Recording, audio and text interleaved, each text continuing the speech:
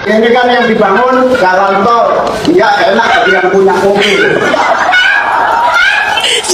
Kemarin saya ketemu tukang becak.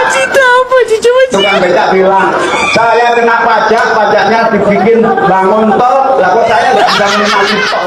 Orang Bekasi di sini, mallnya banyak, megah-megah, tapi cuma lihat sambil ngelungu. Saya punya teman, jalan-jalan ke mall, gendong anaknya, muter aja, terus anaknya bilang, cuman lihat-lihat doang bu. Caimin kritik pembangunan jalan tol, tukang becak tak bisa menikmati. Memang becak nggak bisa masuk tol pak, tapi setidaknya dengan adanya jalan tol itu kan menunjang sekali ekonomi Indonesia pak. Judi online, pinjol ilegal, itu janji manis, madu kalah manis, nanti seperti DKI lagi. Manis-manis di bibir saja.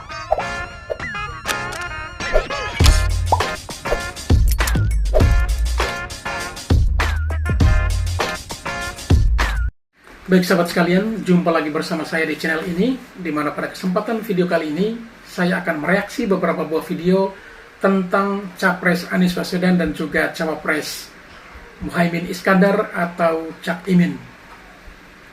Beberapa waktu lalu Cak Imin pernah berkomentar tentang pembangunan tol yang kian masif di Indonesia. Menurut Cak Imin, bahwa ada komentar dari para tukang becak yang mengatakan bahwa mereka membayar pajak dan pajak itu dibangun tol, sedangkan mereka sendiri tidak melewati tol tersebut. Hal ini memang kalau kita perhatikan sangat tidak masuk akal, karena memang tol dibangun bukan untuk tukang becak. Tetapi sesungguhnya dengan adanya tol tentu akan membawa perubahan ekonomi baru. Dan hal tersebut dikomentari oleh Ridwan Kamil, salah satu anggota dari TKN Prabowo Gibran, yang ditulis di akun medsosnya. Yaitu kurang lebih ada 3 hal atau 3 poin yang disampaikan oleh Kang Emil.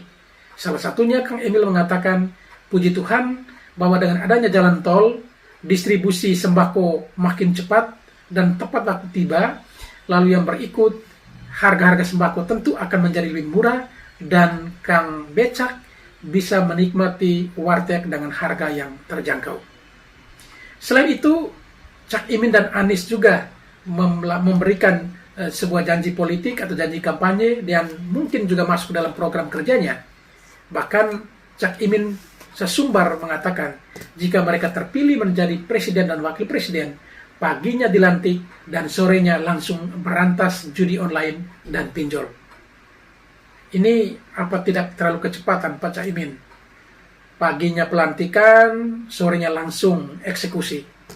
Nah ini apakah bagian dari narasi politik yang dibangun, janji-janji politik yang dibangun, tetapi pada akhirnya tidak bisa dieksekusi, ataukah secara akal sehat bisa dipertanggungjawabkan apa yang sudah disampaikan ini? Dan itulah memang beberapa hal yang disampaikan oleh Anies dan juga Cak Imin. Oleh karena itu, untuk tidak memperpanjang kata, kita akan lanjut ke video-videonya. Namun sebelum itu, kepada para sahabat sekalian yang mungkin belum sempat memberikan dukungan terhadap channel ini, silakan tekan tombol subscribe dan bunyikan tanda loncengnya. Ayo, mari kita saksikan video-videonya. Ini kan yang dibangun jalan tol, ya enak bagi yang punya mobil. Kemarin saya ketemu tukang becak. Tukang becak bilang, saya kena pajak, pajaknya dibikin bangun tol, lah kok saya nggak bisa menikmati tol. Stop it. Get some help.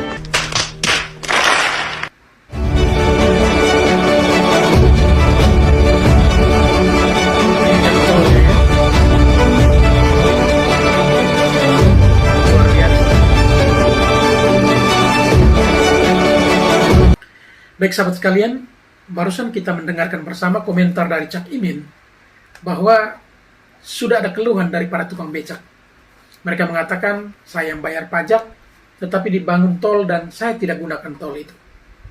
Nah ini pernyataan seorang cawapres ini, kalau kita perhatikan harusnya kalimat itu pasnya diungkapkan atau diucapkan oleh orang yang tidak mengerti. Ya, orang yang mungkin pendidikannya jauh di bawah standar baru boleh berkomentar demikian. Karena kalau dilihat dari fungsi jalan tol itu sendiri memang bukan untuk tukang ojek, tukang becak. Tetapi dengan adanya jalan tol tentu akan membawa perubahan ekonomi yang baik, yang signifikan, yaitu penyaluran atau distribusi barang akan semakin lebih cepat dan tentu akan membawa dampak positif terhadap hal ekonomi. Namun lagi-lagi seorang cawapres yang mungkin mencari simpati masyarakat lebih-lebih kepada para tukang becak tadi yang mengungkapkan hal ini. Dan hal ini kalau kita perhatikan dan diungkap oleh seseorang yang ya notabene sangat paham tentang politik, tetapi kalau kalimat itu diungkapkan, kira-kira narasi apa yang akan dibangun oleh para warganet menyikapi hal tersebut?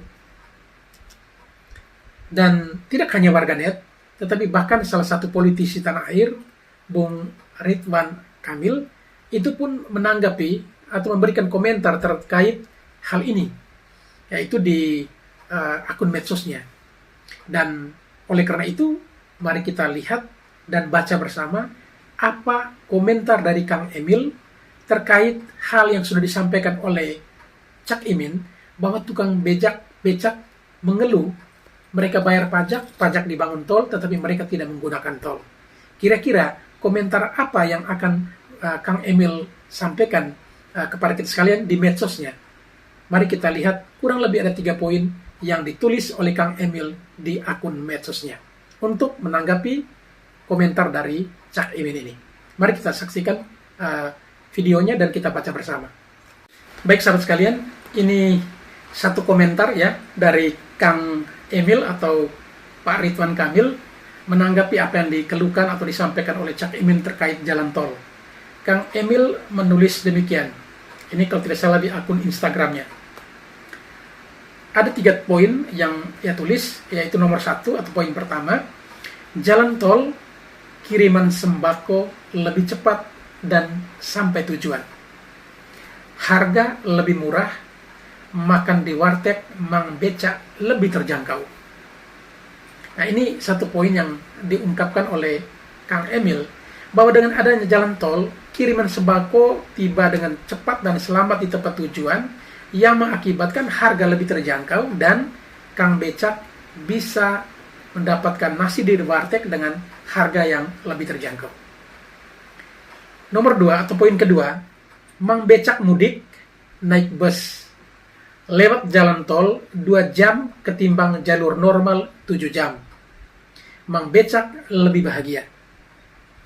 Artinya poin kedua ini juga Kang Emil mau mengungkapkan bahwa dengan adanya jalan tol memang tukang becak itu tidak mungkin cari penumpang menggunakan becak lalu melewati jalan tol. Tetapi ketika Kang Becak ini mungkin mau mudik atau pulang kampung, tentu dia akan menggunakan transportasi umum, dalam hal ini bis. Dan berkat adanya jalan tol, Mang Becak bisa kembali ke kampung halamannya, mudik ke kampung halamannya, hanya menempuh perjalanan kurang lebih 2 jam, ketimbang melalui jalur normal harus membutuhkan waktu 7 jam. Dan karena saking cepatnya, Mang Becak akan bahagia. Poin yang ketiga, dan ribuan kegiatan ekonomi lainnya yang jadi lebih cepat, membuat ekstra waktu untuk membuat lebih banyak berkegiatan. Pertumbuhan ekonomi meningkat. Nah, hal ini juga Kang Emil mau berpesan kepada kita sekalian dan juga kepada Cak Imin, bahwa ribuan kegiatan ekonomi lainnya yang jadi lebih cepat berkat adanya jalan tol, membuat ekstra waktu untuk membuat lebih banyak berkegiatan. Karena soal durasi waktu dan juga radiusnya sudah semakin dekat, walaupun jaraknya sama, tetapi berkat ada jalan tol itu lebih cepat. Dan dengan demikian, pertumbuhan ekonomi pasti akan meningkat. Nah, ini kalau pola berpikir atau cara berpikir orang yang benar-benar paham. Tetapi kalau pola berpikir atau cara berpikir ala Cak Imin, ini hanya mencari celah, tetapi ya susah, karena memang rakyat sekarang sudah semakin pintar. Apapun caranya, Anda berkampanye, memberikan janji politik, dan bernarasi seperti apapun, seolah-olah itu benar-benar keluhan dari Mang Becak, dipatahkan oleh Kang Emil sebenarnya. Karena sesungguhnya isi otak dari Cak Imin ternyata sangat jauh dari isi otak Kang Emil. Kenapa? Karena 3 poin ini menjadi perwakilan dari jawaban atas keluhan yang disampaikan oleh Cak Imin ini. Karena menurut Cak Imin itu keluhan dari tukang becak. Apa benar tukang becak mengeluh seperti itu? Sedangkan poin-poin tadi sudah disampaikan oleh Kang Emil sangat-sangat luar biasa dan sangat masuk akal. Dan juga sangat masuk akal di otak si tukang becak itu sendiri. Mungkin bagi Cak Imin tidak masuk akal, tetapi saya yakin seorang tukang becak pasti akan paham. Negara maju itu kalau rakyatnya dompetnya terisi, seluruh kebutuhannya murah, tabungannya punya itu. Jangan kayak orang Bekasi di sini, mallnya banyak, megah-megah, tapi cuma lihat sambil ngelungu. Saya punya teman, jalan-jalan ke mall, gendong anaknya, muter aja, terus anaknya bilang, cuma lihat-lihat doang bu. Ya iya, wong dompetnya kempes. Tugas pemerintah adalah memberi sarana agar rakyat punya pekerjaan yang produktif, dompetnya terisi. Nah, ini satu lagi ya. Satu lagi kalimat yang diucapkan Cak Imin. Dan ini ya, kalau dicerna secara baik, mungkin orang Bekasi agak tersinggung dengan komentar dari Cak Imin ini. Bahwa di Bekasi banyak mal-mal besar, tetapi warga Bekasi sendiri pergi ke mall hanya melongo. Tidak bisa buat apa-apa atau tidak berbelanja karena dompetnya kempes. Dan beliau berkomentar harusnya pemerintah hadir untuk memberikan atau menyediakan pekerjaan-pekerjaan bagi rakyatnya. Nah, ini kalau soal yang ini sedikit kompleks kalau kita diskusikan dan kita bicarakan. Karena sesungguhnya program-program yang sudah dibuat oleh pemerintah itu cukup banyak, termasuk kemudian mengakses permodalan juga. Ada KUR dan lain sebagainya, ada UMI, kredit-kredit mikro, dan juga bahkan ada PKH, BLT yang sudah disiapkan pemerintah. Tetapi lagi-lagi ini semua memang tidak hanya dari satu sisi itu saja. Tetapi persoalan ekonomi yang dihadapi bangsa ini cukup kompleks. Tidak hanya soal lapangan pekerjaan, tetapi ada hal lain yang memang perlu pembenahan. Dan itu siapapun dia presidennya tentunya tidak mungkin 100% bisa memenuhi setiap keinginan warga atau juga cita-cita bangsa ini. Dan juga tidak mungkin setiap presiden mampu menjawab setiap program atau setiap harapan yang disampaikan oleh warga dan juga kebutuhan akan bangsa ini. Tetapi tentu sebagai seorang pemimpin yang hebat, yang luar biasa, dia akan berjuang menuju ke arah itu. Pertanyaannya, apakah capres Anda, Pak Anies Baswedan, sudah mampu menyediakan pekerjaan yang banyak lapangan pekerjaan untuk warga Jakarta ketika beliau menjadi gubernur DKI? Apakah benar warga DKI setiap kali ke mall selalu berbelanja dan tidak hanya melongo seperti yang Anda sampaikan? Ini semua kembali kepada pribadi masing-masing. Apapun programnya yang disiapkan pemerintah, sebagus apapun, lagi-lagi semua akan kembali kepada pribadi orangnya. Dan ini menjadi tugas kita semua, bukan hanya pemerintah, tetapi setiap stakeholder yang ada di negara ini. Oleh karena itu, ya Cak Imin, jangan seolah-olah ini hal baru. Ini sudah menjadi hal yang sering kali diungkap dan diperjuangkan, namun tak kunjung selesai. Tetapi kalau kita coba bertanya, apakah saat ini rakyat merasa sedikit lebih lega secara ekonomi? Saya sangat yakin mereka puas. Dan terbukti bahwa Presiden Jokowi mendapatkan penilaian 82% itu kepuasan atas kinerja dari Presiden Jokowi. Dan itu menjadi kepuasan tertinggi untuk seorang pemimpin di dunia ini. Caimin kritik pembangunan jalan tol, tukang becak tak bisa menikmati. Memang becak nggak bisa masuk tol, Pak. Tapi setidaknya dengan adanya jalan tol, itu kan menunjang sekali ekonomi Indonesia, Pak. Kalau tukang becaknya orang Nganjuk, orang Tegal, orang Pekalongan gimana, Pak? Pulang dia naik travel, kan otomatis lebih cepat juga. Sekalipun dia nggak pulang, ataupun dia orang Bekasi misalkan. Setidaknya kan udah ada penunjang untuk ekonomi Indonesia, Pak. Saya ambil contoh lah untuk saya berbelanja ikan ya, ke Cisaat. Dari Cirebon ke Cisaat itu perjalanan 8 jam, Pak. Serba salah. Lewat Bandung macet, lewat Ciawi, Cekertek, Cimande. Aduh, Kadang-kadang bisa sampai 9 jam, Pak.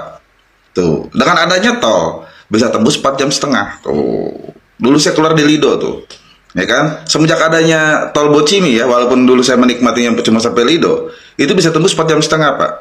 Dan otomatis si harga ikan tersebut jatuhnya ke pedagang bisa lebih murah karena saya masih nggak ada waktu luang saya untuk keluarga, melakukan aktivitas lain. Bahkan yang biasanya 2 hari sekali, saya bisa melakukannya tiap hari dulu ya. Pada saat saya main ikan mas. Iya, pedagang kecil Pak yang untungnya. Saya ambil contoh lagi lah untuk masalah yang macet di Cimande. Itu kan bisa teratasi itu dengan adanya tol. Cimande, Cikretek, Ciawi ya, Cicurug. Aduh, macetnya parah sekali itu Pak. Sebelum ada tol itu ya. Sudah ada tol lah. Di Majalengka Cirebon, industri sudah mulai banyak. Itu karena ada tol. Sumber Jaya, ya kan, pabrik Nabati, yang di Kertajati, semua pabrik udah banyak Pak di Majalengka. Itu karena apa? Jalan tol. Jadi jangan beranggapan jalan tol itu hanya berguna untuk masyarakat yang punya mobil. Enggak. Dengan adanya industri, pedagang kecil Pak, UMKM bisa mengais rezeki. Oh, pertumbuhan ekonomi akan semakin meningkat. Seperti itu. Oke Pak. Iya dong, banyak tukang cilok, tukang bakso, apa segala macam itu yang pada dagang.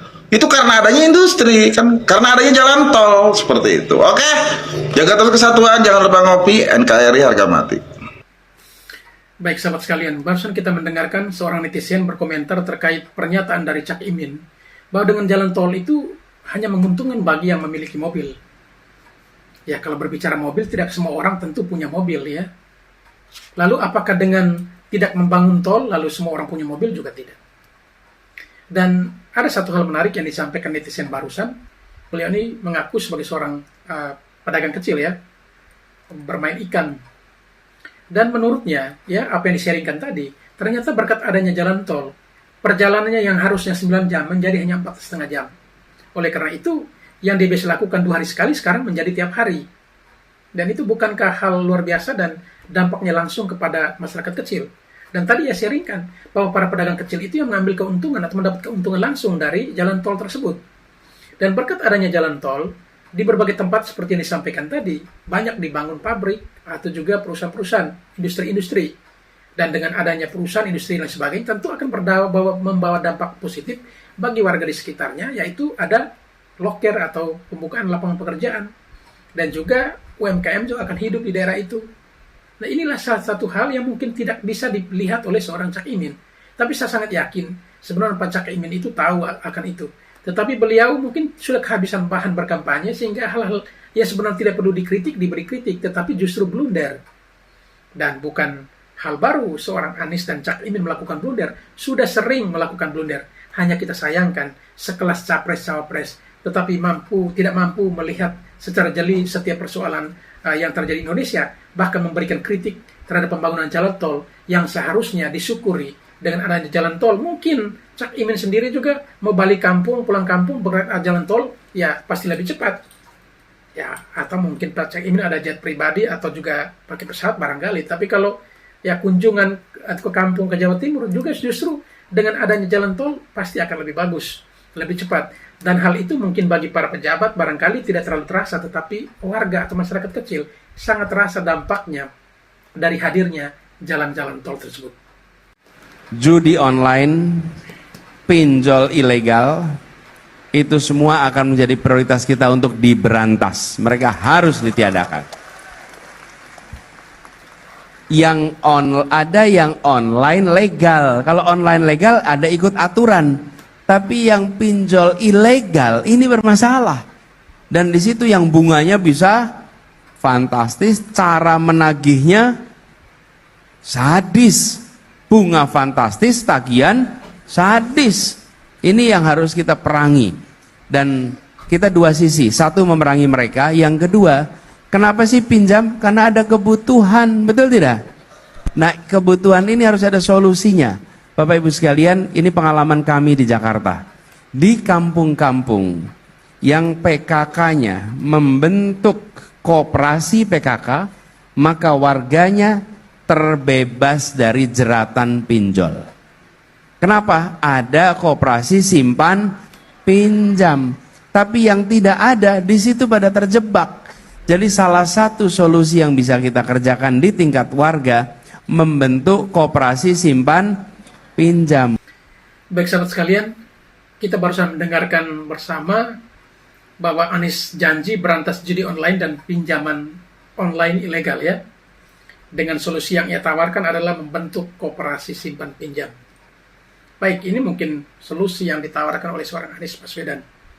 Tetapi lagi-lagi berbicara soal judi online dan juga pinjol, ini mau diberantas. Saya sangat yakin di masa pemerintahan Presiden Jokowi melalui Kementerian Komunikasi dan Informatika itu juga sudah memblokir banyak sekali situs judi online dan juga pinjol ilegal ini. Dan bahkan hampir setiap sekian bulan dirilis daftar pinjol-pinjol ilegal, yaitu yang dirilis oleh pihak OJK. Tetapi justru dengan semakin seringnya dilakukan pemblokiran, tetapi semakin banyak pula pinjol-pinjol ilegal itu bermunculan. Judi online tetap jalan, dan hal tersebut solusi yang ditawarkan oleh Pak Anies tadi adalah dengan membentuk koperasi. Ini katanya berkat pengalaman di DKI kala yang menjadi gubernur, dan itu sukses katanya. Sedangkan di kampung lain yang tidak ada koperasi simpan pinjamnya justru terjerat akan utang di pinjol. Dan ini kita catat ya janji Pak Anies. Semoga kalau kelak beliau menjadi presiden, ini segera terwujud. Karena berbicara soal teknologi, ya, pinjaman online, judi online, dan lain-lain yang berkaitan dengan internet, jaringan internet, ya, tentu untuk bisa mengatasinya juga butuh ekstra, ya, untuk bisa mengatasi. Tidak hanya di Indonesia, di berbagai tempat pun sama. Yang menjadi persoalan di sini adalah bagaimana kita mengedukasi masyarakat secara baik bahwa bahayanya ketika kita meminjam di pinjol. Edukasi itu penting, memberikan pemahaman bagaimana agar bisa lebih baik mengakses dana di koperasi atau lembaga keuangan yang legal, sehingga tidak terjerat seperti itu. Tetapi kalau untuk memblokir, ya saya jamin hari ini blokir, hari ini juga banyak yang bertumbuh. Dan itu juga mungkin menjadi catatan bagi pemerintah, siapapun dia yang nanti duduk di presiden dan juga wakil presiden. Tetapi bagi seorang Anies dan Cak Imin, kita catat, ini janji mereka. Dan bahkan tak tanggung-tanggung Pak Cak Imin pernah katakan, pagi dilantik, sore langsung berantas.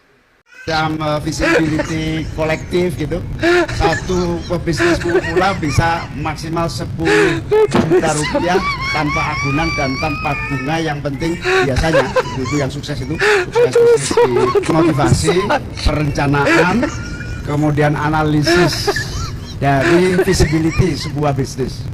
Makanya ada yang disebut sebagai uji kelayakan. Tapi kita yakin negara menginvestasikan uangnya untuk membuka peluang usaha dan memupuk potensi bisnis anak-anak muda, tidak akan pernah rugi. Oleh karena itu kita berani menyampaikan bahwa untuk para pebisnis pemula kaum muda itu bisa kita switch anggaran dari misalnya yang dulu digunakan sebagai kur, kita geser dengan cara cara pengelolaan sistem kreditan baru. Nah, dalam hal ini insya Allah kalau 10 juta perintisan bisnis dengan tentu saja visibility-nya yang ketat ya, 10 juta per bisnis awal, apalagi kalau beberapa pelaku bisnis bergabung dalam satu koperasi yang menjadi satu semacam advisor, semacam. Baik sahabat sekalian, ini agak sedikit lucu ya pernyataan yang disampaikan oleh Cak Imin. Dan juga lagi-lagi ini bagian dari janji politiknya. Cak Imin berjanji bahwa akan memberikan pinjol atau pinjaman online 10 juta tanpa agunan, tanpa bunga kepada para pengusaha muda atau orang-orang muda ya.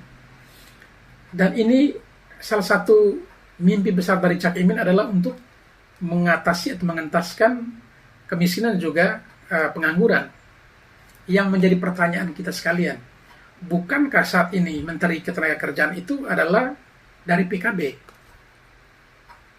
Mengapa harus tunggu jadi cawapres dulu baru hal ini disampaikan? Bukankah Anda sebagai ketum partai PKB tinggal bagaimana memberi masukan kepada menteri Anda untuk dipikirkan hal-hal seperti ini? Kenapa harus tunggu cawapres dulu? Apakah ini bagian dari suatu ilmu yang perlu dirahasiakan, tinggal tunggu saatnya dulu baru dibongkar? Ya, tunggu jadi cawapres dulu baru usulkan ini. Bukankah Menteri Tenaga Kerja di kepemimpinan Presiden Jokowi ini ya hampir setiap posisi untuk di Menteri Tenaga Kerja itu dari PKB terus menerus. Ya, bukankah dengan ini satu program yang bagus ini tidak disampaikan? Kenapa harus tunggu jadi cawapres dulu? Itu satu. Yang kedua, pinjaman 10 juta tanpa agunan, tanpa bunga. Kalau tanpa agunan, yes, tidak jadi masalah. Karena ini juga untuk membantu, mempermudah. Tetapi kalau tanpa bunga, nah ini juga perlu dipikirkan. Karena kalau KUR itu sendiri biar sedikit ada bunganya. Supaya apa? Operasional dan lain sebagainya. Dan selebihnya itu bukan soal untuk negara ini mendapatkan pendapatan dari bisnis ini, bukan. Tetapi bagaimana memberikan pemahaman, edukasi, pembelajaran yang baik kepada masyarakat kita. Jika ada bunganya, orang termotivasi untuk bekerja lebih keras. Jika pinjaman ini tanpa agunan, tanpa bunga, hanya kembalikan pokok, ya sama juga. Ibaratnya, kalau masyarakat atau rakyat ini ingin pancing, negara sudah siapkan ikan, tidak perlu pergi pancing. Harusnya siapkan pancingan, mata kail, dan lain-lain untuk membantu mereka bagaimana bisa mendapatkan ikan. Ya, ikan besar atau kecil tergantung dari mereka. Bagaimana berjuang untuk mendapatkan ikan yang besar, tentunya juga harus ke laut yang lebih dalam, dan sebaliknya. Tetapi janji pinjaman 10 juta tanpa agunan, tanpa bunga, jangan sampai ya kampanye Pilgub DKI tahun 2017 itu terulang kembali, rumah DP 0%. Ya, kalau kasih program yang wajar-wajar sajalah. Sebelumnya BBM gratis, setiap ibu hamil 6 juta. Nah, sekarang lagi pinjol pagi pelantikan jadi presiden, wakil presiden, sore berantas pinjol dan juga judi online. Ya, lalu ketika diundang di acara podcastnya Bung Deddy Corbuzier, ditanya bagaimana caranya untuk bisa ini BBM gratis dan lain sebagainya. Ya, Cak Imin hanya cengengesan dan mengatakan apa? Nah, itu kan bagian dari kampanye, namanya juga usaha. Kok tidak bisa dipertanggungjawabkan apa yang diucapkan ini? Jadi untuk Anies Baswedan dan juga Cak Imin memang dua tokoh yang ya seperti Surya Paloh omong itu memang benar. Mereka ibarat botol ketemu tutupnya, itu klop betul. Ya. Jadi kira-kira seperti itu. Keprihatinan kita kepada judi online ini sampai pada level kita ketemu korbannya tiap hari. Kanan, kiri, samping, semua korban judi online atau pinjaman online. Itu pengaduan kepada saya dan fakta-faktanya sudah sangat memprihatinkan. Bahkan sampai ada yang sudah mencuri barang orang lain gara-gara terlibat judi online, kayak kecanduan. Jebakan-jebakan judi online itu menyandu semua level masyarakat, dan semua korban juga menyesal tapi tidak bisa menghindar dari jeratan candu itu, karena itu tidak ada yang bisa nolong kecuali pemerintah, nggak ada yang bisa nolong kecuali negara. Tidak ada yang bisa nolong, bapaknya aja nggak bisa, ibunya, tetangganya, nggak ada yang bisa nolong judi online atau pinjaman online. Ini negara. Saya kira negara harus turun tangan. Kalau bisa nanti kita menang, akan kita prioritaskan. Nanti kita menang, kita akan prioritaskan. Itu bagian dari janji Cak Imin. Ya, ada di video lainnya.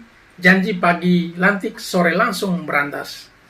Ya, semoga saja Tuhan berkenan, rakyat memilih, Anda terpilih menjadi wakil presiden bersama presiden Anda Anies Baswedan. Apa yang sudah dicanangkan ini segera direalisasikan. Capres nomor urut 1, Cak Imin berjanji akan berantas pinjol dan judi online jika terpilih dalam Pilpres 2024. Pernyataan tersebut ia sampaikan di depan ibu-ibu Majelis Taklim se-Kabupaten Bekasi pada Senin 18 Desember 2023. Dirinya menegaskan bahwa ia dan Capres Anies Baswedan akan melakukan pemberantasan usai resmi dilantik. Mas Anies dan saya menang, pagi harinya dilantik, sore langsung memberantas semua pinjaman online ilegal. Sore harinya langsung kita berantas judi online yang memberatkan rakyat. Selain hal tersebut, di kesempatan yang lain, Cak Imin juga berjanji akan memberikan akses permodalan sebesar 10 juta rupiah untuk anak muda tanpa anggunan bunga. Menurut rekan bisnis gimana? Realistis gak sih? Baik sahabat sekalian, benarkan apa yang disampaikan Pak Cak Imin tadi?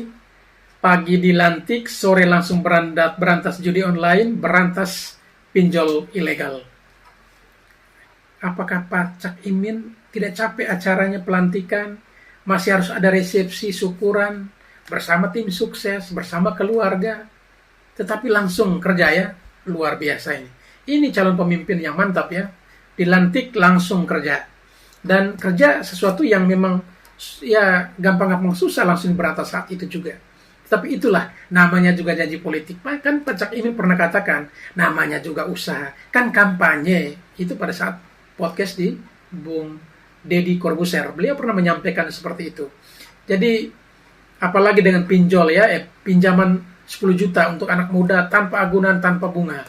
Nah, ini memang kalau ditanya realistis atau tidak, hanya Pak Cak Imin saja yang bisa menjawab ini. Realistis atau tidak dari sisi bisnis. Setelah sebelumnya, Cak Imin dan Anies Baswedan berjanji akan menyelamatkan Palestina ketika mereka terpilih jadi presiden, sekarang Cak Imin memberikan janji baru akan memberantas judi online bila menang di Pilpres 2024.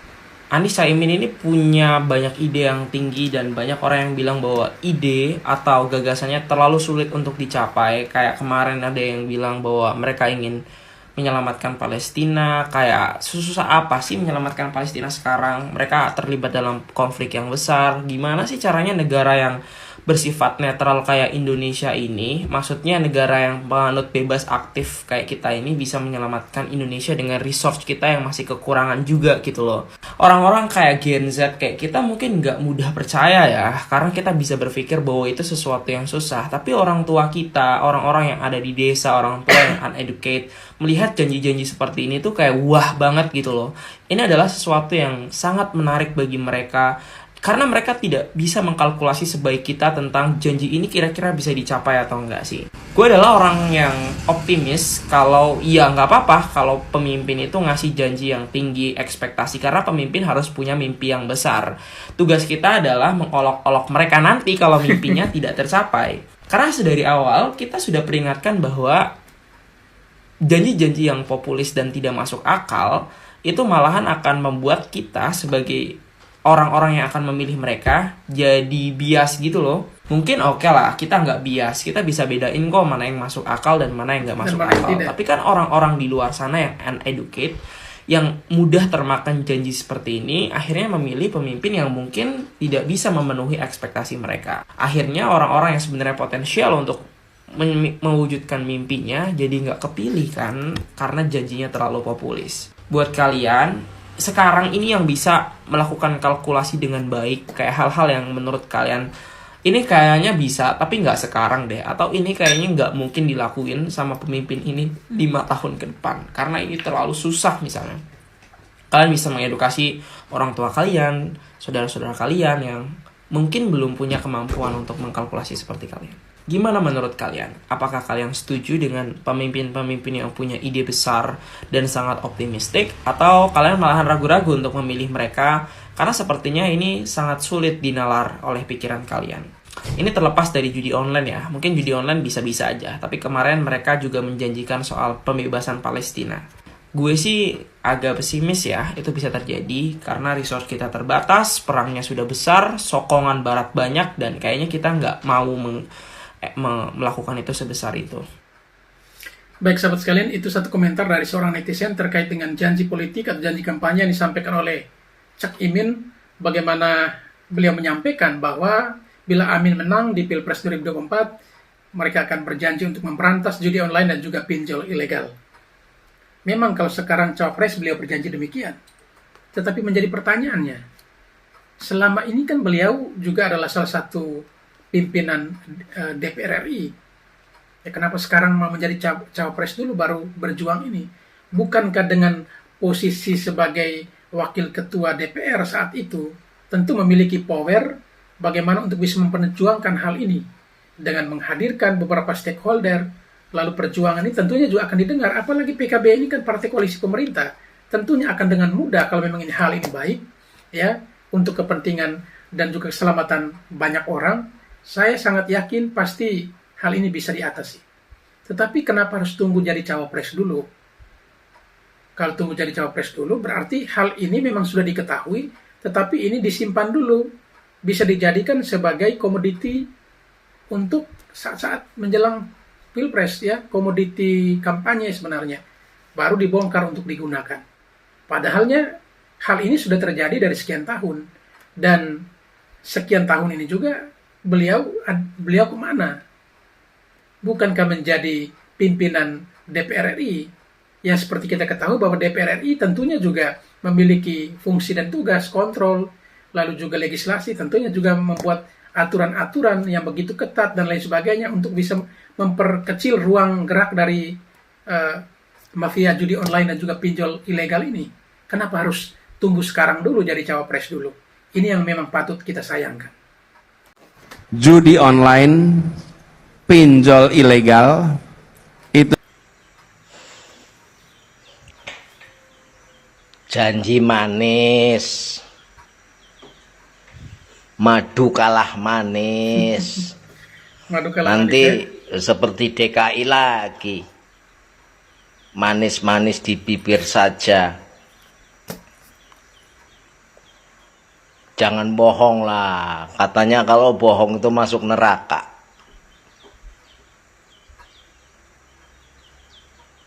Janjinya manis, semanis madu pun kalah manisnya.